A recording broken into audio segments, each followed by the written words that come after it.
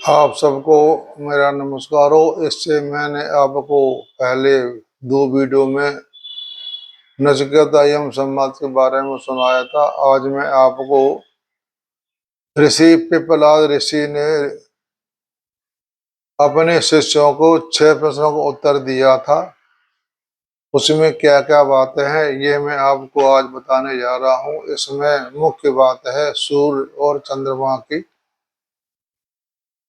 चंद्रमा को रई के नाम से कहा है, यानी चंद्रमा सूर्य के का क्या स्वरूप, क्या व्याख्या, उसका क्या महत्व है। यानी सूर्य चंद्रमा के महत्व के बारे में आज मैं आपको बताऊंगा, जो कि पिपला ऋषि ने अपने शिष्यों को दिया था। वही मैं आज आपको सुना रहा हूँ, ध्यान से सुनना।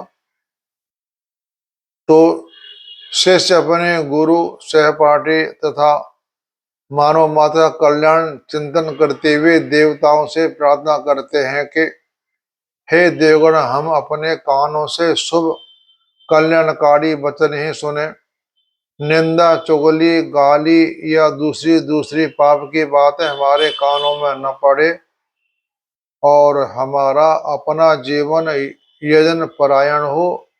हम सदा भगवान की आराधना में ही लगे रहें, न केवल कानों से सुने, नेत्रों से भी हम सदा कल्याण का ही दर्शन करें।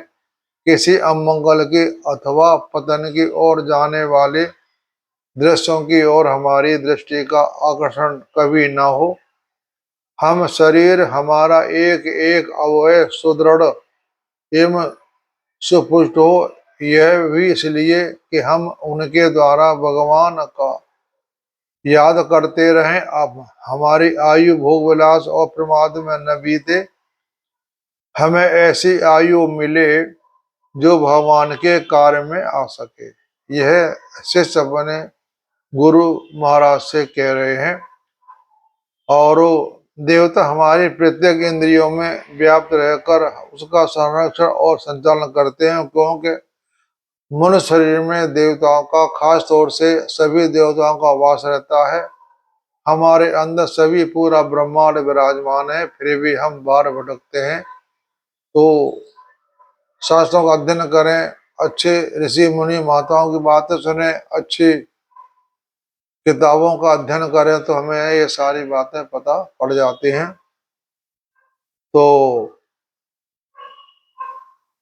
उनके अनुकूल रहने से हमारी इंद्रियां सुगमता पूर्वक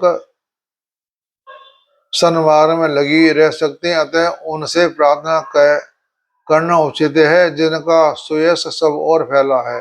हे देवराजेंद्र, सर्वज्ञ, पूषा, अनिष्टकारक और बुद्धि के स्वामी बृहस्पति, ये सभी देवता भगवान की दिव्य विभूतियां हैं।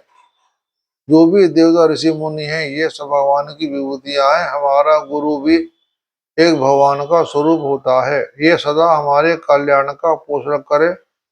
इनकी कृपा से हमारे सहित प्राणी मात्र का कल्याण होता है और आध्यात्मिक और आधिदेविक, आदि भौतिक सभी प्रकार से शांति मिलती है। ओंकार स्वरूप सच्चिदानंद घन परमात्मा स्मरण करके उपनिषद का आरंभ किया जाता है। प्रसिद्ध है कि भरद्वाज के पुत्र सुकेशा शिव कुमार सत्यकाम गर्ग गोत्र में उत्पन्न सौर्यणी कुश देश निवासी आश्वलायन विदर्भ देशी भार्गव और कत्य के प्रपोत संबंधी, ये वेदाभ्यास के परायण और ब्रह्मनिष्ठ अर्थात श्रद्धापूर्वक वेदानुकूल आचरण करने वाले थे। एक बार ये 6 ऋषि परम परमेश्वर की जिज्ञासा से एक साथ बाहर निकले। इन्होंने सुना था कि पिप्पलाद ऋषि इन विषय को विशेष रूप से जानते हैं, अतः हमें यह सोचकर परब्रह्म संबंध में हम जो कुछ जानना चाहते हैं वह सब वे हमें बता देंगे। वे लोग जिज्ञासु के वेश में हाथ में समिधा लिए हुए महर्षि पिप्पलाद के पास गए और बोले, कि महेश प्रहलाद ने कहा कि तुम लोग तपस्वी हो, तुमने ब्रह्मचर्य के पालन पूर्वक संगो उपांग वेद पढ़े हैं, तथापि मैंने आश्रम में रहकर पुनः 1 वर्ष तक श्रद्धा पूर्वक ब्रह्मचर्य का पालन करते हुए तपस्याचार्य करें। उसके बाद तुम लोग जो चाहो मुझसे प्रश्न करना। यदि तुम्हारे पूछे हुए विषय का मुझे ज्ञान होगा तो निसंदेह तुम्हें सब बातें भली बात समझाकर बतलाऊंगा। महर्षि पिपलाद की आज्ञा पाकर वे लोग श्रद्धा पूर्वक ब्रह्मचर्य का पालन करते हुए वहीं तपस्या करने लगे। महर्षि के देख रेख में संयम रूप रह करके 1 वर्ष तक उन्होंने तपस्या की। उसके बाद वे सब पुनः पिपलाद ऋषि के पास गए। तब उनमें से सर्वप्रथम कत्य ऋषि के प्रपौत्र कर्मबंधन ने श्रद्धा और विनय पूर्वक पूछा, भगवान, जिससे ये संपूर्ण चराचर जीव नाना रूपों से उत्पन्न होते हैं, जो इनका सुनिश्चित परम कारण है, वह कौन है?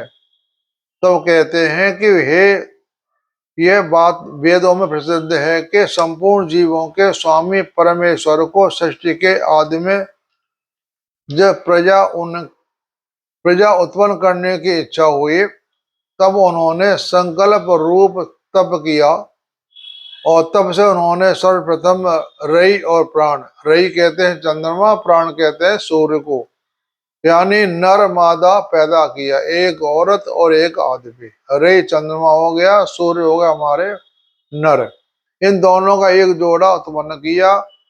उसे उत्पन्न करने पर उद्देश्य यह था कि दोनों मिलकर मेरे लिए नाना प्रकार के सृष्टि उत्पन्न करेंगे। इस मंत्र में सब को जीवन प्रदान करने वाली जो समष्टि जीवन शक्ति है, उसे प्राण नाम दिया गया है।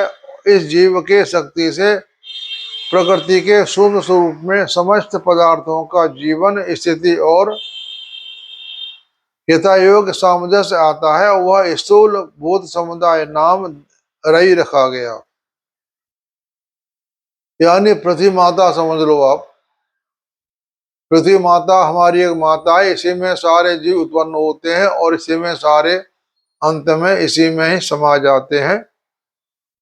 और जो प्राण रूप जीवन की शक्ति से अनुमति प्रणत होकर कार्यक्षम होता है, प्राण चेतन है, रई शक्ति और आकृति है। प्राण और रई के संयोग से ही सृष्टि का समस्त कार्य संपन्न होता है। इन्हीं के अनंत अग्नि और सोम के नाम से भी कहा गया। इनको अग्नि और सोम कहते हैं जल, अग्नि जल भी इनका नाम कहा गया है, यानी सूर्य को अग्नि भी कहा गया है और पृथ्वी भी कहा गया है और नर भी कहा गया है और चंद्रमा को माता भी कहा गया है, पृथ्वी कहा गया है और सोम के नाम से भी यानी जल के नाम से भी कहा गया है।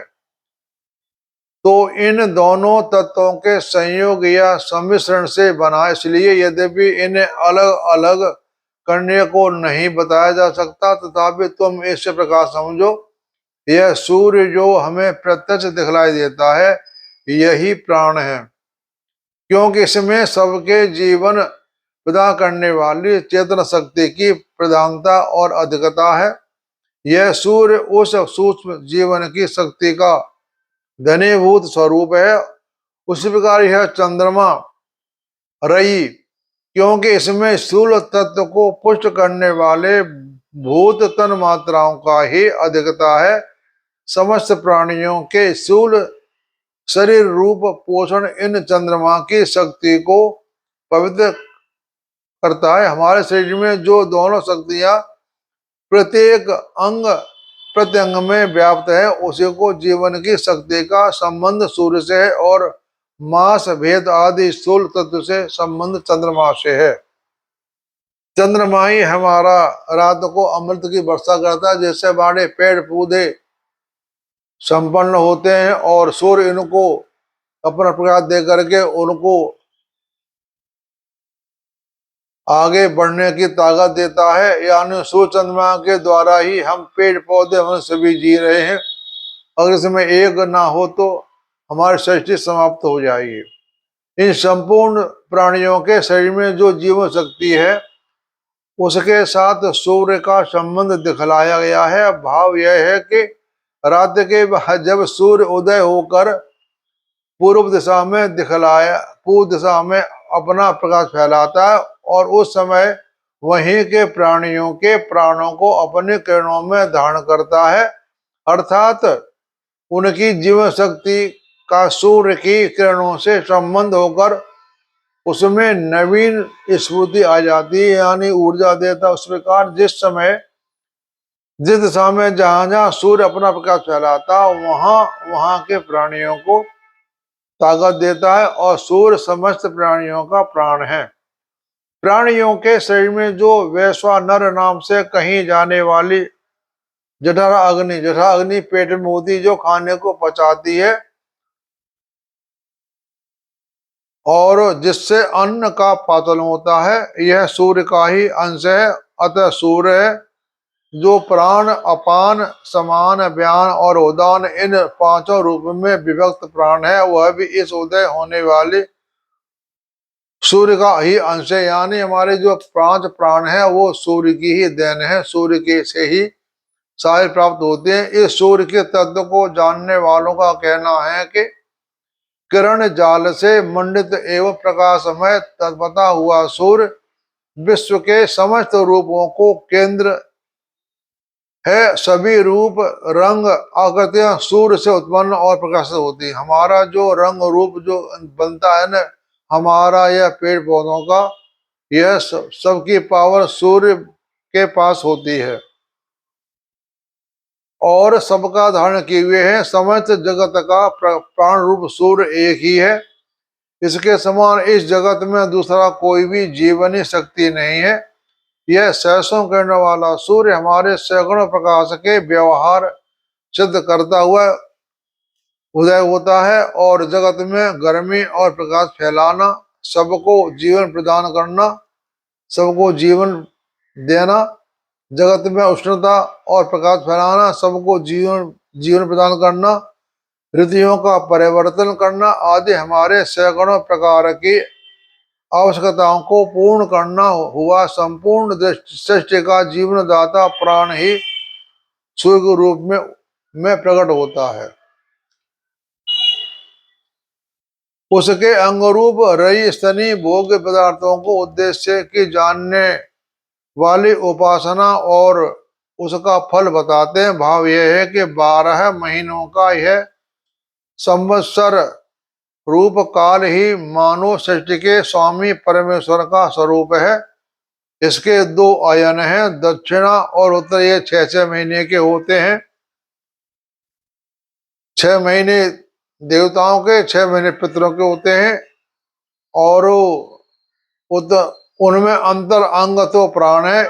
इस विश्व के आत्मा रूप उस परमेश्वर का सर्वांतर्यामी स्वरूप है और दक्षिण अंग और रही अर्थात उसका बाह्य अंग,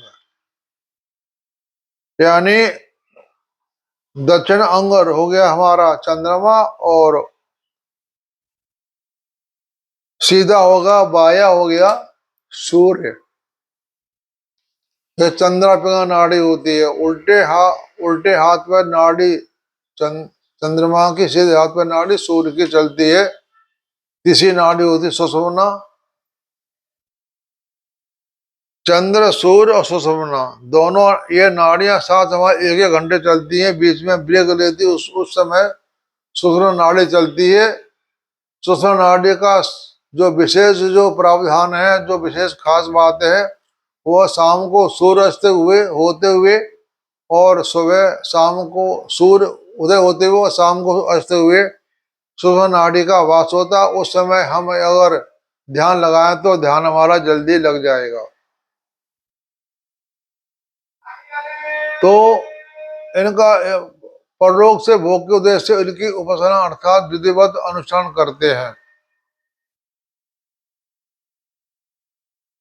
और यह सूर्य ही समस्त जगत की प्रेरणा के केंद्र है। यही अमृत अविनाशी और निर्भय पद है। यही परम गति है। इसे प्राप्त हुए महापुरुष फिर लौटकर नहीं आते। यह निरोध अर्थात पुनर्जन्म को रोकने वाला अत्यधिक प्रलय है।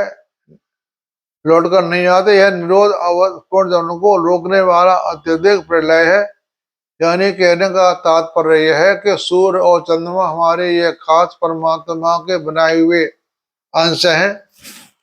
ये सभी हमारे ब्रह्म के अंतर्गत आते हैं, लेकिन ब्रह्म ने सबको अलग अलग काम सौंप दिया है। किसी को, जैसे हमारे यमराज भगवान को जज बना रखा है, शनि भगवान को जज बना रखा है। यमराज भगवान को मृत्यु के लोगों के बारे में बना रखा है। ऐसा इन्होंने सबको काम दे रखा है। वो अपने नियम अनुसार सब अपना अपना काम कर रहे हैं। पर ब्रह्म परमेश्वर के प्रत्यक्ष दृष्टि गोचर स्वरूप इस सूर्य के विषय में कितने ही तत्ववेता तो यूं कहते हैं कि इसमें इसके 5 पैर अर्थात 6 ऋतुओं, हेमंत और शिशिर, इन 2 ऋतुओं में एक करके 5 ऋतुओं में इस सूर्य के 5 चरण बतलाते हैं। तथा यह भी कहते हैं कि 12 महीने ही इसके 12 आकृतियां अर्थात 12 शरीर हैं। इनके 12 सूर्य भवन के 12 अलग अलग नाम है। इसका स्थान स्वर्गलोक में भी ऊंचा है, स्वर्गलोक में भी इसकी आलोक से प्रकाशित है। इस लोक में जो जल बरसता है वह जल की उत्पत्ति इसी से होती है। अगर गर्मी प्रकट न हो तो पानी नहीं बरसेगा। गर्मी बनकर भाप बनकर समुद्र से पानी उड़ता है, फिर वो नीचे पृथ्वी पर बरसता है। अगर अग्नि ना हो तो बरसात नहीं हो सकती। और फिर भाव यह है कि प्रत्येक महीना ही मानव प्रजापति है, उसके कृष्ण के 15 दिन और परम पात्मा के दाहिना यानी 15 दिन देवताओं के शुक्ल पक्ष और कृष्ण पक्ष हमारे पितरों के लिए बनाए गए हैं। और साल में 6 महीने उत्तरायण देवताओं के और 6 महीने दक्षिणायन पितरों के लिए बनाए गए हैं। और महीने में 15 दिन देवताओं के, शुक्ल पक्ष कृष्ण पक्ष पितरों के लिए। और परमेश्वर के स्वरूप की कल्पना करके जीवन उपयोगी कर्मों का रहस्य समझाया गया है। भाव यह है कि इन दिन और रात मिलकर जगतपति परमेश्वर का पूर्ण रूप है। उसका यह दिन तो मानो प्राण तथा सबको जीवन देने वाला प्रकाश में विशुद्ध रूप स्वरूप है, और रात्रि ही भोग रूप रही है, चंद्रमा है। अतः जो मनुष्य दिन में स्त्री प्रसंग करते हैं अर्थात परमात्मा के विशुद्ध स्वरूप को प्राप्त करने की इच्छा से प्रकाशमय मार्ग में चलना प्रारंभ करके भी स्त्री प्रसंग आदि विलास में आसक्त हो जाते हैं, वे अपने लक्ष्य को न पहुंचकर इस अमूल्य जीवन को व्यर्थ खो देते हैं। उस समय जो प्रसंग करते हैं, उस समय जो संतान होती है वह ठीक नहीं होती है, उसकी प्रवृत्ति वह एक राक्षस रूप बन जाते हैं। और उसके भिन्न भिन्न सांसारिक उन्नति चाहने वाले हैं, वे ही यदि शास्त्र के नियमानुसार ऋतु काल में रात्रि के समान नियमानुसार स्त्री प्रसंग करते हैं तो उस शास्त्र की आज्ञा का पालन करने के कारण ब्रह्मचारी के तुल्य ही हैं। लौकिक दृष्टि से यह भी कहते हैं कि इस मंत्र को गृहस्थों को दिन में इससे प्रसंग कदापि न करने का और बेहद रात्रि में शास्त्र अनुसार नियमित और संयमित रूप से केवल संतान की इच्छा से स्त्री सहवास करने का उपदेश दिया गया है, वही ब्रह्मचार्य का गणना में आ सकता है। यानी जो नियम से पालन करते उसे ब्रह्मचर्य कहते हैं, जो नियम से नहीं करते उनको ब्रह्मचारी नहीं कहा जाता। यह लोग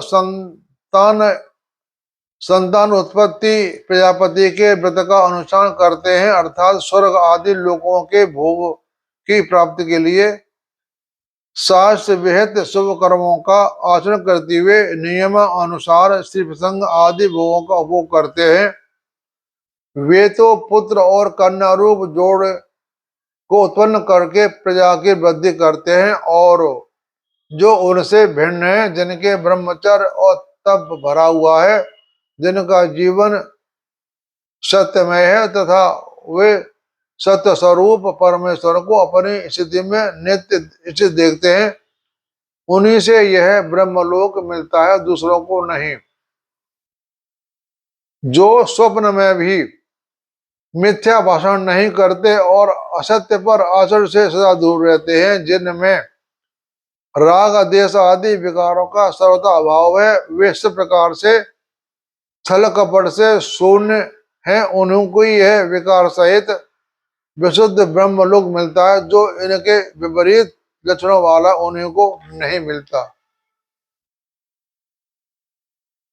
यह मैंने आपको सूर्य चंद्रमा के बारे में बता दिया। इसके बाद में आपको आगे और जो प्रश्न हुए उनके बारे में बताऊंगा। तब तक के लिए आप सबको मेरा नमस्कार और आप सबको सुनने का धन्यवाद।